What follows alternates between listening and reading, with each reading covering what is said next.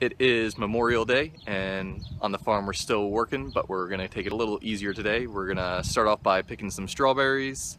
If you don't keep up with picking, you'll get a lot of rotted strawberries, and that can create diseases. After we do some strawberries and check on all of the tunnels and make sure everything's watered up, we're gonna make some beeswax stuff today, like beard balm, lip balm, hand salve, and just those types of things. Back in high tunnel number 2, where we have the zucchini growing, and I just want to show you that the hand pollination is working. That's a nice size zucchini, and I actually probably should pick that today. And there's another good size one growing. So it's definitely working, and the zucchini's looking good, and we should have a good harvest for the future markets.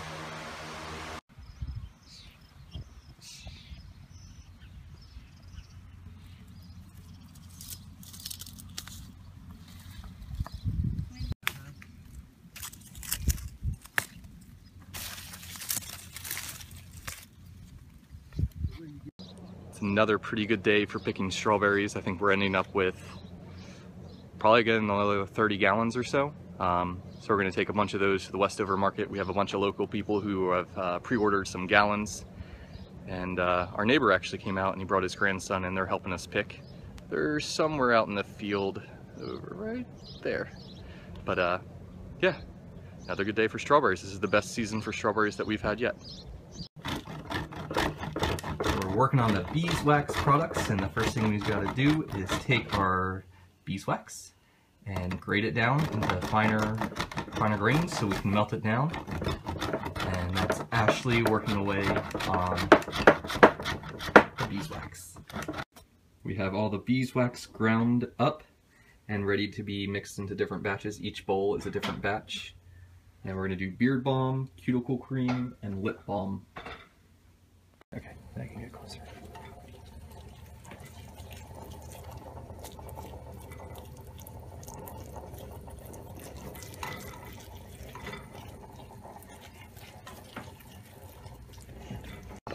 On the second batch of beard balm, we're going to name this one the Yeti.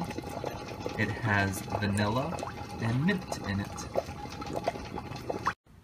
The entire batch of beard balm is done.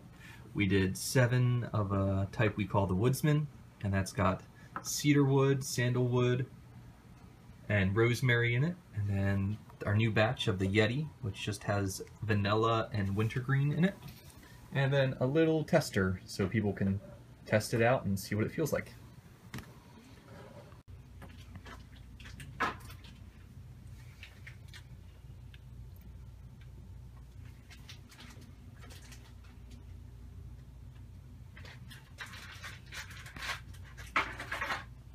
It's Tuesday morning, got a market today, and last week we were unable to make it to the market because our van broke down, but this week we have a backup plan, and we're going to start off by picking some lettuce in this back tunnel with the tomatoes, and then we're going to go to that tunnel, pick the zucchini. Don't have a whole bunch, but we have a little bit of a handful, and then we're going to go to this field and pick the kale. We already picked the strawberries yesterday, and it should be a pretty good turnout for the Westover market, hopefully, and I'll try not to forget to take video of that. Cleaning the lettuce and crisping it up for the Westover market. This is a bib lettuce, and it is called Adriana. We're tilling up this land to get rid of the weeds. We're getting ready to plant some lettuce here. So that's my dad on the tractor there. He's just going through, and he's going to till a couple times and really try to kill out any of the weeds that were growing here so that the lettuce doesn't have anything to compete against. Back at the kale, picking some kale for the Westover market, and it's just as simple as grabbing a leaf, pinching it off, and there you go, and throwing it in the tub. Got to do that for all these plants out here. So one of the benefits of having a high tunnel, like I said earlier in one of my videos, is you're able to get plants in the ground much sooner than you would be able to outside. And these tomatoes we got in at the beginning of April, and they were already about 6 inches tall. And now they're probably a good 3.5, 4 foot tall right now.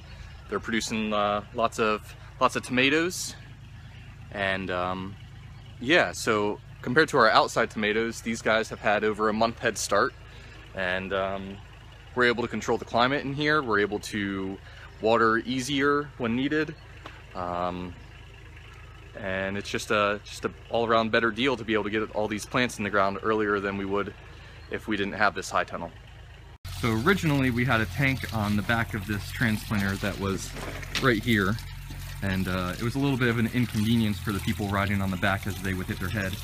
So what we're doing is we're converting the tank that's in front of the tractor, and we're going to run a new hose going all the way down, and it's going to hook in to this hose that's on the transplanter, which will then feed the water to the plants. But this way, the tank's out of our way, it's in the front of the tractor and not hitting the head of the people riding in the back.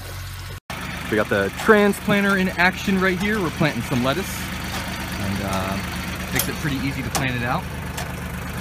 And what happens here is you take this plant, each guy is taking a plant and they're putting it in the little hopper. The hopper then goes down, and the wheels push together and pack the plant in. And it makes it pretty simple to plant.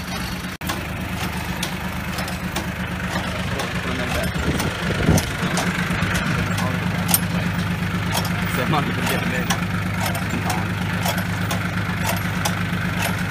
Alright, so I'm probably going to do it.